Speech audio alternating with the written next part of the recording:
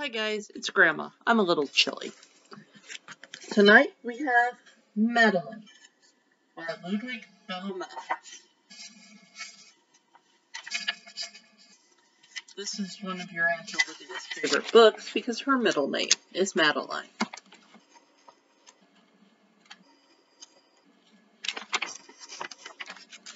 In an old house in Paris that was covered with vines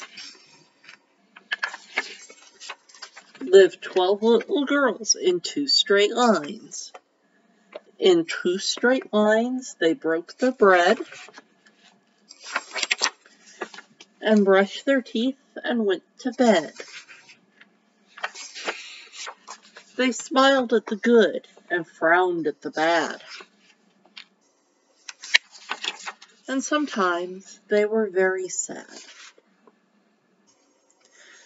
They left the house at 9:30 in 2 straight lines.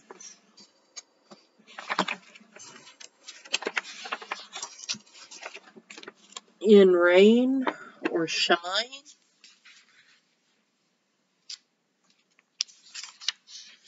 the smallest one was Madeline. She was not afraid of mice. She loved winter, snow, and ice. To the tiger in the zoo, Madeline just said pooh-pooh. And no one knew quite so well how to frighten Miss Clavel. In the middle of one night, Miss Clavel turned on her light and said something is not right. Little Madeline sat in bed, cried and cried, her eyes were red, and soon after, Dr. Cone came. He rushed out to the phone, and he dialed Danton 106. Nurse, he said, it's an appendix. Everybody had to cry. Not a single eye was dry. Madeline was in his arm, in a blanket safe and warm. In a car with a red light, they drove out into the night. Madeline woke up 2 hours later in a room with flowers. Madeline soon ate and drank. On her bed there was a crank, and a crack in the ceiling that had a habit of sometimes looking like a rabbit.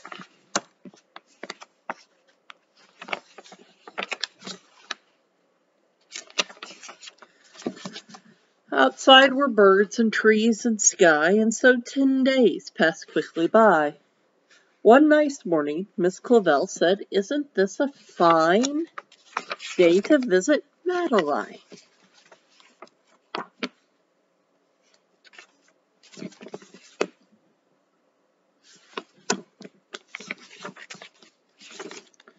Visitors from 2 to 4 read the sign outside her door.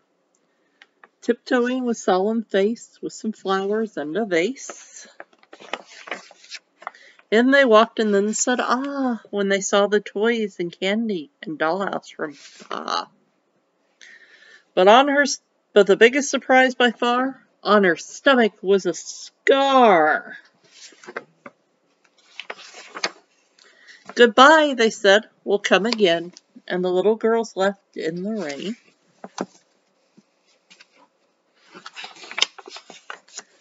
They went home and broke their bread and brushed their teeth and went to bed. In the middle of the night, Miss Clavel turned on the light and said, "Something is not right." And afraid of a disaster, Miss Clavel ran fast and faster. And she said, "Please, children, do tell me what is troubling you." And all the little girls cried, "Boo-hoo! We want to have our appendix out, too." "Good night, little girls. Thank the Lord you are well. Now go to sleep," said Miss Clavel. And she turned out the light, and she closed the door. That's all there is. There isn't any more.